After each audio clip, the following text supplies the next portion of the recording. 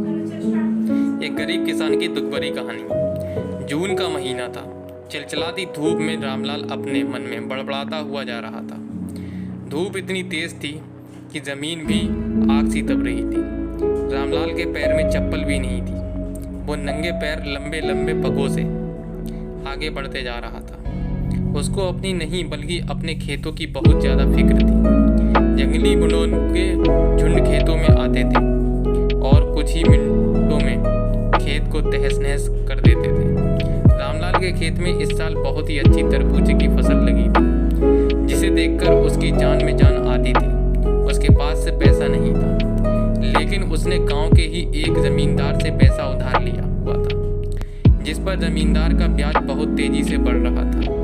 रामलाल मन ही मन में सोच रहा था, इस बार तरबूजे बेचकर जमींदार का सारा कर्जा चुकाऊंगा और इसके बाद अपनी बीवी के लिए एक अच्छी सी साड़ी और अपने लिए एक कुर्ता खरीद लूंगा। बच्चों के पास भी कपड़े नहीं हैं, उन्हें भी कुछ न कुछ देना पड़ेगा। आगे सर्दी भी आने वाली है, जिसके लिए रजाई और कंबल भी लेना पड़ेगा। मैं यही सब अपने मन में बड़बड़ाते हुए खेतों की तरफ जा रहा था। उसे अपने पैरों की फिक्र नहीं थी। आम आदमी तो ऐसी खेत के पास से पहुंचते ही रामलाल गदगद हो गया। खेत में बहुत अच्छी तरबूज की फसल थी।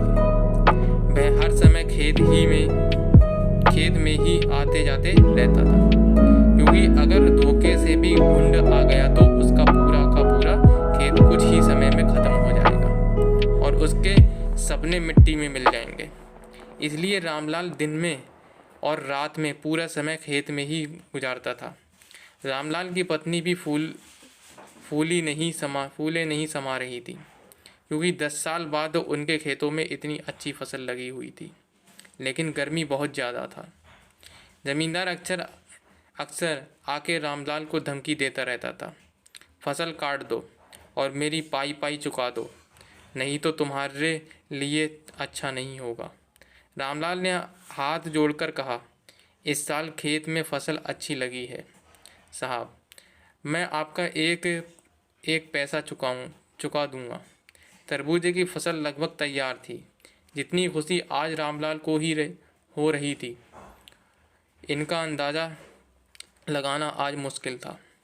वह मन ही मन में खुशी में झूम रहा था, लेकिन उसको पता था कि अगर जरा सी भी हमसे चूक हुई तो मेरा सब कुछ नष्ट हो जाएगा। रात में भी वह जरा सी आहट से भी उठ के बैठ जाता था, अपने खेत में इधर उधर देखता और आकर फिर से सो जाता। उसकी नींद कभी पूरी नहीं हो पाती। उसके सपने में भी खेतों की याद बनी रहती थी। 3 दिन बाद अब तरबूजे की फसल को कटाई करके शहर भेजने वाला था। रामलाल और उसकी पत्नी बहुत खुश थे। उन्हें पता था कि अब हमारा भी अच्छा समय शुरू होने वाला था। हम सब भी अच्छे कपड़े पहनेंगे, हमारे पास भी रजाई और गुदगुदे गद्दे होंगे, ताकि सर्दी में पूरी रात ठिठुर कर न गुजरना पड़ेगा। रामलाल और उसकी पत्नी ने हजारों सपने अपने इन मन में संजो के बैठे थे, क्योंकि फसल इतनी जो अच्छी थी।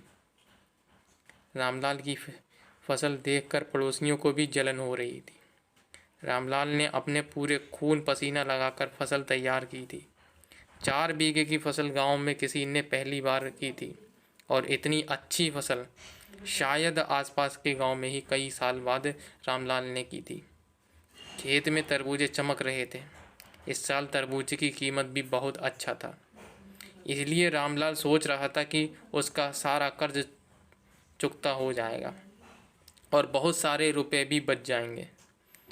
अगले दिन रामलाल सुबह जाग कर, और हालांकि रात में सो नहीं पाया था, रात भर जानवरों को भगता रहा, मगर सुबह जब उसने अपनी फसल को देखा तो एकदम से उसकी खुशी से उनका चेहरा एकदम लाल हो गया। उसकी पत्नी खाने को ले गए खेत पे आई और रामलाल को खाना खिलाया और उसके बाद रामलाल आराम करने लगा। रामलाल की पत्नी खाना देकर चली गई। रामलाल खेत में एक छोटी सी लकड़ी की झोपड़ी बनाकर रहता था। वो झोपड़ी में आराम करने लगा। दोपहर का 12 बज चुका था। रामलाल भी उठ कर इधर उधर देख रहा था, क्योंकि दोपहर में जंगली भुंडों को खतरा ज़्यादा रहता था। तरबूज और पौधों पूरी तरह नष्ट कर दिया। रामलाल नींद में सपने देख रहा था। बुढ़ों ने पूरा का पूरा खेत साफ कर दिया था। दोपहर को 3 बजे के आसपास जब रामलाल की पत्नी खेत में आई, तब खेत में उस समय सिर्फ 2 ही भुंड घूम रहे थे। बाकी खेत पूरी तरह से साफ हो गया था। उसमें एक भी तरबूजा नहीं बचा था। रामलाल की पत्नी दौड़ती हुई गई जहाँ रामलाल सोया हुआ था।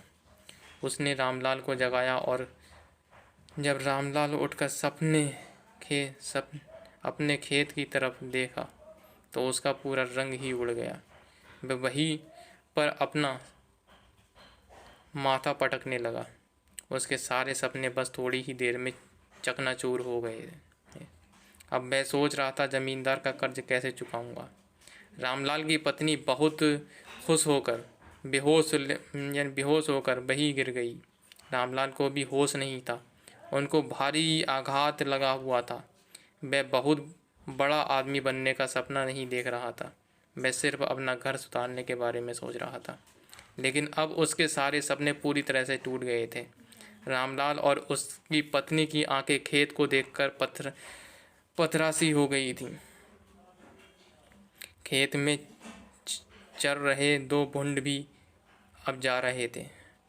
शायद उनका भी